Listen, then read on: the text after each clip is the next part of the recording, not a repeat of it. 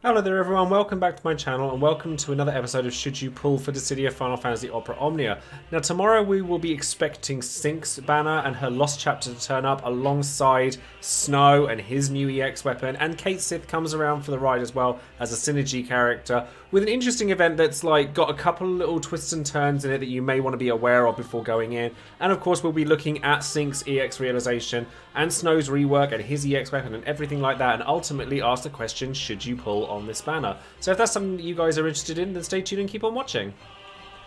Of course, before we get started, don't forget to check out all of the social media links in the description box below, including Twitter, Twitch, Patreon, and Discord. On Twitch, I'm actually getting really quite close to partner status and stuff, so thank you ever so much to everyone that's been coming along and checking out these streams. Of course, I release my schedule for my streams every week as well, so you can come and check out all of the different things I do in Opera Omnia, a little bit of Final Fantasy XIV and some other bits here and there as well, so I'd love it if you came and joined in, especially with considering I'll be doing every event as they come out, so I'll be doing Cinc's Lost Chapter the day it comes out on the event as well. And of course with Patreon, I give a shout out to one of my patrons at random to say thank you very much for your support and for supporting the channel as much as you have done. Honestly, it's incredible how much love and support this channel has, and I'm really thankful to all of you. But today's patron is going to be John B, who has actually been a supporter of my channel ever since my TCG days, so I cannot thank you enough for supporting this channel for as much as you have, and I'm ever so grateful to it. Of course, don't forget to check out all of the different websites there are available for Dissidia Opera Omnia, so that's Dissidia Info, Dissidia DB, Tombury Troop, all that good stuff. There's loads of resources out there for you, and of course don't forget to check out all of the other content creators for Opera Omnia as well. So first things first, we're going to take a look at the event itself. Now there's two ways to the chaos when it comes to Cinc's Lost Chapter, and it's got a couple of tricks up its sleeve if you're not careful and unprepared for it, and most of that actually comes from the first wave rather than the second. In the first wave, you'll come up against a pair of Mariliths. Now, the game likes to throw a lot of the four fiends at you pretty much every given opportunity, whether it be Lich or Tiamat or Marilith or Kraken, but this one actually has two Mariliths, and sometimes when you're fighting Mariliths, when you kill them, they unleash an AoE Brave HP attack, so you have to be very careful and make sure you're prepared for that when it comes in. And they also like to inflict some really nasty debuffs like max HP down and things like that, so you definitely want to make sure that you're prepared for that. The fun thing with this is that they actually don't trigger their AoE Brave HP attack on death if you either launch them, so that if you kill them during a launch, it doesn't trigger it because the animation kills them during the launch, or if you use a summon, then they don't trigger it during that time either because they don't have a point in time where they're allowed to do that. So a character like Tifa is actually going to be really useful here. I would suggest somebody like Lael, but because the second wave resists magic, you don't want to bring any magic users to this whatsoever. So a lot of launch-based characters, sort of like Lael, are based around magic, so Tifa is probably my recommendation if you don't have Cinque for this as a non-synergy character, because Cinque has launch in her kit as well. But if you do want to go for her, then Tifa does bring that along, and she's actually a really strong single-target boss killer as well. As a matter of fact, when it comes to both this wave and the second wave, bringing single-target units is going to be really beneficial to you, because you're not going to want to kill both Mariliths at the same time, certainly if you can't prevent their on-death attack, because it's just going to wipe you out if you're not careful, unless you've got really strong shields brought up by somebody like Warrior of Light. But Warrior of Light's shields are starting to become a bit thin by today's standards, so you just have to be extra careful. With the Bastion Giant, which is the sort of the actual event boss, the biggest thing you're going to have to worry about is regular debuffs. Like, he likes to inflict sort of speed down, defense down, attack down quite regularly, and he does quite large AoE HP attacks, so you do have to be quite cautious of that. Now this event is obviously built around having a tank like Snow, so Snow's role is to kind of reduce the HP damage that the party takes, while also sort of making sure that he's able to cover a lot of the single target stuff. So if you're not going to bring Snow, and as we'll get to when we talk about Snow himself, Zack is a perfectly acceptable replacement for Snow. He's going to do pretty much everything that Snow would do, but he doesn't do quite as Snow doesn't do quite as much damage as Zack does, but Snow has a much wider array of tanky things that he does. Galoof would also work very well here. Not so much with the AoE HP attacks, but he's still going to reduce the damage that you take simply by not taking any of the damage himself.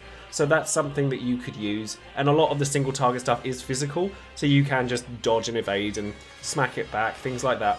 Evasion is actually generally quite useful. Because of the number of AoE attacks around, then 8 is actually quite useful here. So if you've been wanting a reason to pull out 8, then here's a great time to do it. And then equally, Edge would work very well as well. Honestly, because it's a single target boss, if you really wanted to just cheese through it, you could bring a delay team and absolutely have no worries. You could just bring Vayne and Leo. The enemy resists magic, but it doesn't resist physical, so you could just bring those two and just go ham on the boss, because it's a single target boss. Delay is a thing. You might as well, if you're struggling, just crack out Vayne and Leo and just make the job easy for yourself. The other thing I would suggest when it comes to this that isn't damage dealing based is having some debuff evasion with you. So I actually think that Ignis is a really big player in this particular fight, because he's got some turn manipulation, he's got healing like that with regroup, he's got really strong debuff evasion with his dishes, things like that. He's actually, I think, like a really strong character for this particular quest. Anyone that's not a magic-based support would do really well here. So I've suggested Ignis, but equally Penelo would work really well as well. So if you've got characters that can heal, that aren't reliant on magic, or basically don't have to use magic brave damage, so Selfie is another solid choice here, particularly if you're using Cinque, because Cinque's EX charges extremely slowly. So if you're able to bring a character like Selfie to like make that a little bit easier while still bringing a bit of debuff evasion and a bit of healing and things like that, and aura, then she's going to do you really well as well. But this mission isn't one of the hardest ones. Is it as easy as Diablos Chaos? No. Diablos Chaos was a bit of a joke, to be honest, but it's definitely not one of the hardest ones either. So now we're going to take a look at the characters that are actually featured on the banner. We're not going to discuss Cait Sith, because Cait Sith only features his 15 is 35, he doesn't get anything new, and realistically, if a character doesn't have any X on the banner, you ain't pulling for him. So we're going to start with Cinque. Now, this week is actually a very Type 0 heavy week for Opera Omnia, but we're going with Cinque. Her kit is a real enigma to me. Like, there's some things that go on with her kit that just don't make sense. First thing I will say about Cinque is she is extremely slow. Like, she hits like a truck when you want her to, because she has huge levels of Brave Overflow on both of her skills. Like Earthquake and Home Run Swing have massive amounts of Brave Overflow. So as long as you've got a battery to go with her, she's really good. However, she suffers from a similar problem to certain characters like Gilgamesh. Her hit count is abysmal for what she does. She just doesn't do an awful lot of damage with her own kit. Like, she has a bit of AoE damage on Earthquake, so it means that she's going to build up to her 200% bravery, at least with that. So she's got that up on Gilgamesh at the very least. But her attacks just aren't they don't hit as much as you would like them to capitalize on that 200% overflow. She also has a stun debuff, which reduces defense and speed every time she uses either her plus attacks, so Brave HP, or Earthquake, or Home Run Swing, or her Whirling Mace EX. All of them put these debuff called stun, which stacks up to 5 times on the enemies, reducing their defense and speed, which is fantastic. You really want to drop their speed as much as you can in order to be able to use the plus versions of her skills, because they unlock once you've gotten the stun to level 5. However, the bit that annoys me when it comes to her kit is once you use that, it dispels the debuff on the enemies, and you then have to start building them back up again. We've had loads of characters who have these reworks and things like that do like kind of don't have those negative aspects to their kits, and Cinque still does. Not only that, but her Earthquake Plus and Home Run Plus have high turn delay on them, which means she delays herself slightly. So, as opposed to a character that has low turn delay on their stuff, like Lightning, who their turn just comes back really quick, Cinque just kind of sits there for a lot of the fight, and that actually really winds me up. Because it's really unfortunate, because her attacks are actually very powerful. And then if we go and have a look at her EX, like Whirling Mace was actually a pretty decent attack to begin with. It's a 6-hit like melee Brave HP attack, which it's a single target HP attack, which is like But it initiates a launch, which is really nice. It delays the turn. It delays by a turn. It's got all the bits that you would want it to have for a launch-based EX. The recast rate on it is worse than Caius's, and that is not good. However, it does save itself a little bit once you start putting ingots into it. So when you just put a book into it, it's actually not too bad. It's a half decent ability for her to have just with a book, because it raises the recast rate of it. It gives her a buff where it gives her bravery gens and things like that. So it's going to help her in a similar way to Gilgamesh, where you're going to be able to have bravery to make up for the fact that your attacks don't have very many hits in them. But she also gets a little bit more speed, which she desperately needs, but in my opinion it's not nearly enough. But when you start putting other ingots into it, Like, the 2 out of 3 is nice because she gets all of her buffs at the beginning of the fight. Always a plus. All of the enemies start with stun, which is great. And then also, when you use Whirling Mace, it gives her home run swing stacks back. So she's going to be able to have the longevity that she needs because she's going to get extra skill uses out of using her EX. But with an EX as slow as Cinc's, it's not ideal. Like, I mean, I compare her to Gilgamesh in weird ways, and I know that sounds very odd because they are actually quite different characters. But the reason that I'm doing so is because I'm actually comparing her to Gilgamesh unfavorably, which is not a good sign, because Gilgamesh's EX is fast charging and restores his uses. Now, Home Run Swing is a better attack. It's a much better attack than Wild Dance, but it provides like the stun, and that's all really good. And then when you put 3 ingots into it, it becomes a 6-hit AoE Brave attack, but it's still a single target HP attack. That's like triggered 3 times, so it does hit really nice, and it inflicts turn rate down, which again makes up for her speed a little bit. And she gets a Brave attack plus and an HP attack plus. The first of which is actually quite useful because it's an AoE way of inflicting stun, and then her HP attack plus is gain bravery, 2 hits of bravery, and then HP attack, and it also inflicts more stun. So she gets stun pretty regularly. My primary issue with Cinc's kit is that for every step forward she takes a step back. So, like, literally, because she slows herself down, which doesn't make any sense to me.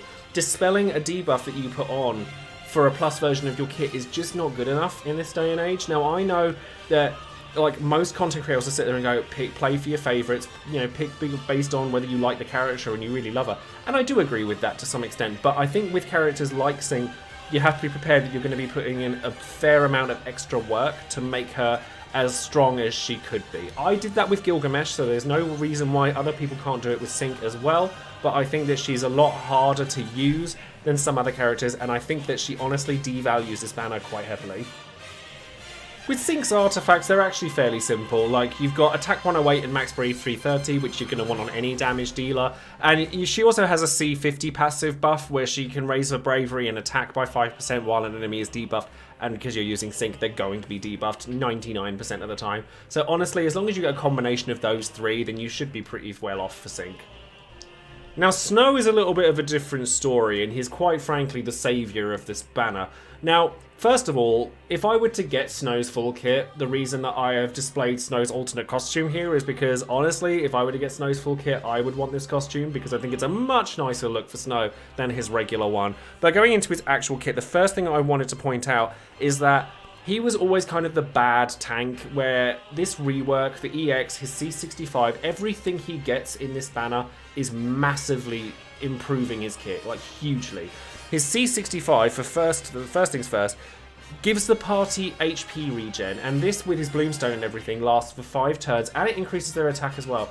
There are no tanks really that can provide AoE, like, subs or being able to sustain as well as Snow can, because he can prevent HP damage to some extent with his EX. He also now provides HP regen, something that Zac doesn't do, and the closest comparison to Snow is going to be Zac.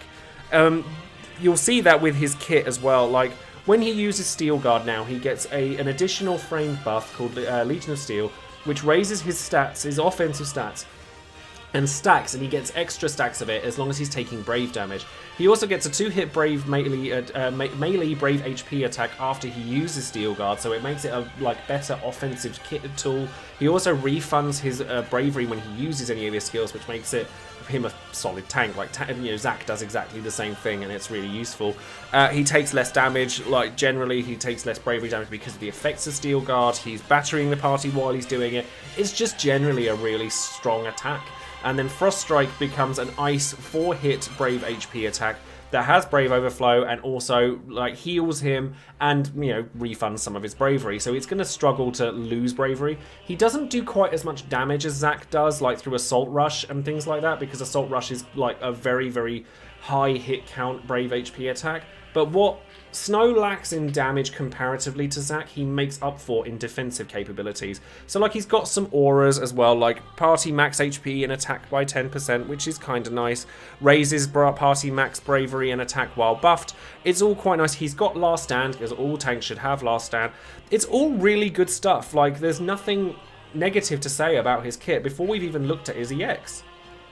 So taking a look at Snow's EX itself, Sovereign Fist is actually really similar to Zack's Apocalypse in a lot of ways. So the first thing that it does that's different to it is instead of providing the initial bravery based shield to Zack that he has, he instead grants himself a new framed buff called Hot-Blooded Hero, which raises his initial bravery and max bravery, but also reduces HP damage taken by the whole party by 20%. So it's got a little bit of Porum in there, and it's more kind of AoE, like protecting the party, things like that. It doesn't hit quite as heavily as Zack's one does, but it does deal it in splash damage, so it has potential to deal more damage as long as his stats are actually higher. So once you've actually put ingots into it, you're gonna go 3 ingots into Snow. Like, if you're gonna pull for him, then be prepared to sink 3 ingots into him. He is not a character that's gonna do nearly as well without 3 ingots because of the things you get from 2 out of 3 and 3 out of 3. With just a book, Sovereign Fist becomes a little bit more powerful. That's not really enough for me to say like he's a budget hero or anything like that. But at 1 out of 3, his stats go up, which obviously most characters get that at 1 out of 3. At 2 out of 3 though, he gets his Hot-Blooded Hero buff at the start of the quest, so you're pretty much always going to be taking less HP damage, so that's going to be really useful in a quest like Cinque Lost Chapter, where you're going to be taking a lot of AoE HP hits, and it actually adds up quite a lot to be taking 20% less every time. He also doesn't use an ability use the first time he uses one, which is actually very helpful, and it increases in longevity a hell of a lot, considering that he doesn't have a way of recovering his abilities, so he actually does manage to get a little bit of extra longevity just out of that alone. He also gets a Brave Attack plus plus and an HP Attack plus plus. Brave Attack plus plus is pretty standard fare for any tank, like it's Party Battery, basically. And then HP plus plus raises his bravery, melee brave HP, and refunds bravery as well. So it's basically Zack's. It's pretty much identical to Zack's HP plus as well. But when you put 3 ingots into it, Sovereign Fist becomes a 3-hit AoE melee brave and single target HP, and then a 5-hit AoE brave HP. But while that's not quite as frequently hitting as Zack's Apocalypse does, it deals 80% splash damage to any targets outside of the main target. So while the bravery hits aren't quite as frequent, like you don't get as many, you're going to be getting a heck of a lot of HP damage out of this. So especially considering like the fact that it's like a split attack, so if you have fully batteried Snow before he does this, it's actually very strong. I honestly believe that Snow is as strong as, if not slightly stronger than Zack, and if you're lacking, if you don't have Zack, then you should definitely go for Snow. He's just as good, he does so much defensively and still hits like a bus while he's doing it.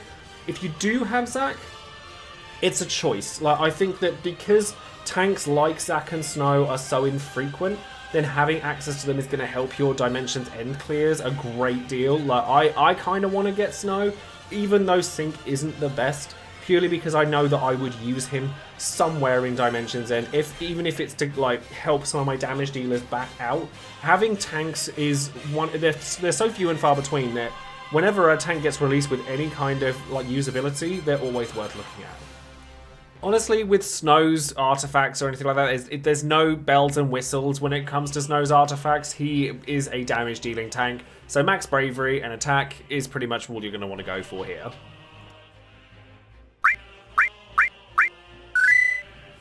So now we come to the big question of the video: should you pull on Cinque and Snow's banner? Now this one is really difficult, honestly, because you have two characters at opposite ends of the spectrum. You've got Cinque, who is a okay at best damage dealer, and you have Snow, who's a really good tank. I think if you're lacking a tank, then yeah, this banner is fantastic. Like, I mean, I'm not sure I would spend gems on it, because Cinque, to me, again, I apologise to anyone who's a massive fan of Cinque's kit or Cinque herself, but I think that she devalues this banner so heavily that spending gems on it, to me, is a bit of a no-no, considering that we have so much good stuff coming up in June and July, and then beyond, because literally every banner is worth pulling on from June onwards. But Snow is so good that I think that he's at least worth looking at. Like, if you have Zack, then this banner is a lot less appealing. If you don't, then yeah, you might want to look at it. At least throw a few tickets at it. That's probably what my plan is going to be. If I got Cinque, I wouldn't be mad about it. Like, I wouldn't...